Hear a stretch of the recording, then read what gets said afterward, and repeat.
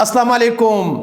جنگ کو خپلو سره وي او کو پردو سره کورونه روانوي، ماشومان یتیمانان کوي او ښځې کونډوي او خاندان کمزوري کوي.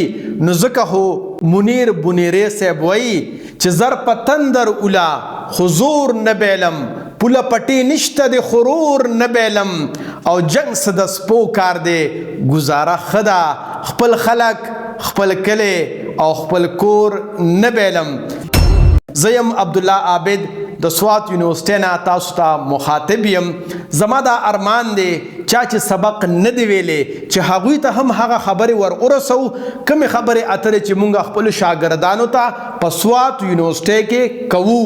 نو اوس تاسو ته زما دا خواست دی چې زمونږ دا پیغام خپل ټولو ملګرو سره شریک کړئ، کیدای شي چې څوک پې عمل وکړي او خدای پاک ژوند جوړ کړي، نو زما او ستاسو پکې پوره حصه وي.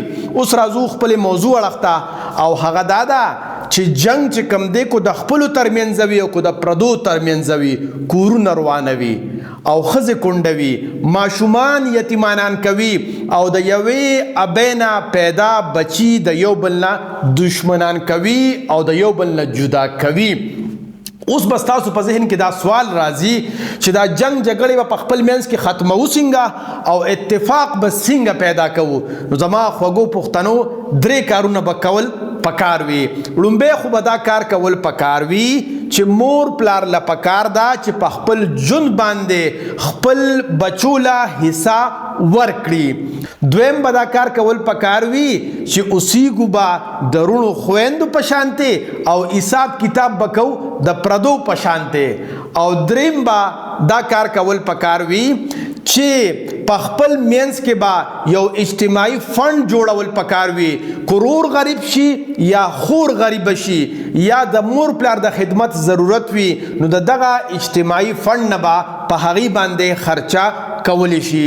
اوس راځو د دې دریو خبرو تفصیل اړخ ته.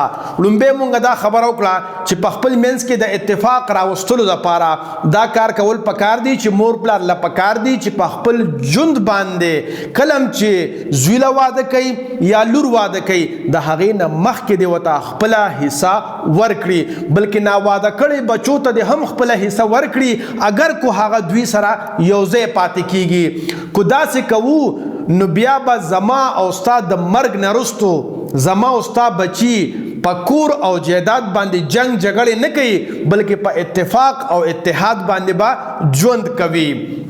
اوس راځو دویمې خبرې اړخ ته چې هغې سره به زمونږ د بچو ترمنځ اتفاق او اتحاد پیدا کیږي. هغه دا دی چې کله هم مور پلار دا وګوري چې زما زامن د ګټې وټې شو، نو اول خو وله په وخت باندې واده کول پکار دي او د واده نه وروستو د دې وخت مناسب خبره دا ده چې هغه له کور او نغرې بالکل جدا کې چې هغه څومره ګټي چې هغه مره هغه ته د خرچ کولو اختیار هم وي او په دې سره به هغه د خپل کور د چلولو چل هم زده کړي. نو دویم دا کار کول پکار دی چې بچو له د ګټې وټې سره په وخت واده کول پکار دی او د هغه کور جدا کول پکار دی. دې سره به هم اتفاق او اتحاد راځي. د مثال په توګه باندې په دې پښتنو کې یا کشر رور غرق وي او یا مشر رور غرق وي. زما یو ملګری و، هغه راته خپله قصه کوله. مونږ وی درې وروڼه یو، په یو ځای به پاتې کېدلو، د هر رور ښځه او بچي به په یو ځای خوړله او څکله.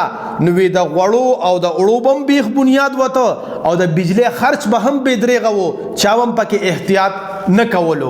نو وی پلار مې ولګېده، درې واړه جدا کړو. نو وی اوس د هر سړي ښځه چې کوم دی په غوړو او اوړو کې هم ډېر بچت کوي او وی د بجلی کې هم ډېر زیات احتیاط کوي. وی دا لا څه کوي چې د شپې اوس اړو بجلی بله پاتې کیږي نه، چې د کمرې نه راوځي نو د کمرې بجلی بله مړه کي او هغه بهر بله کي، او چې کمرې ته ننوځي نو بیا هغه بجلی بله کي. وی دونه احتیاط کوي. نو زما خوږو پښتنو په وخت باندې پروغمنه چې کله مونږ جدا شو نو اتفاق او اتحاد به هم برقرار وي او بچت به پکې هم کیږي. دانا چې یو ورور د شاوي او بل د ګداوي، پښتو متل دی وی توره د لالا وخي او نوړی د عبدالله وخي په پښتنو کې ګټه یو کوي او مزې پکې بل کوي دې سره جنگ جګړې جوړیږي او بې اتفاقي پیدا کیږي. اوس راځو درېیمې خبرې سره چې هغې کې به زمونږ په خپل منځ کې اتفاق او اتحاد پیدا کیږي.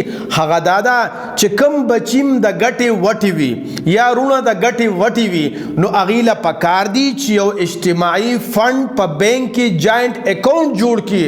رور ګټي او کو خور ګټي او کو پلار ګټي د میاشتې د 2000 روپۍ په د اجتماعي فنډ کې کم از کم ورچي نو چې دا فنډ را جمع کیږي نو دا به د مور پلار په خدمت لګیږي یا چې رور غریب شي یا خور غریب وي نو هغې له ته روزګار شروع شي.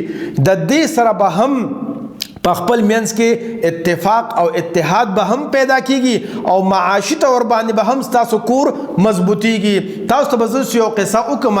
په دې کراچۍ کې یو قوم د میمن قوم ورته وایي. د هغې هم دقه طریقه ده چې کوم رور یا خور غریب شي نو هغې خپل فنډ را جمع کی او هغه رور یا خور له کاروبار شروع کی او هغه معاشي طور باندې مضبوط کی نو د هغې اتفاق او اتحاد هم روان وي او په خاندان کې یو کس غریب هم نه پاتې کیږي. نو که مونږ هم په دغه خبره باندې عمل وکړو نو جنگ جګړې به هم ختمې شي او اتفاق او اتحاد به هم وي. ستاسو د کتلو یو جهان مننه. خوشحاله اوسئ، ودان آباد اوسئ، بریالي اوسئ. د لوی الله پامان. د خدای د پاره پښتنو سانونو پیژنئ، ستاسو د پاره خو به ځان له پیغمبر نه راځي.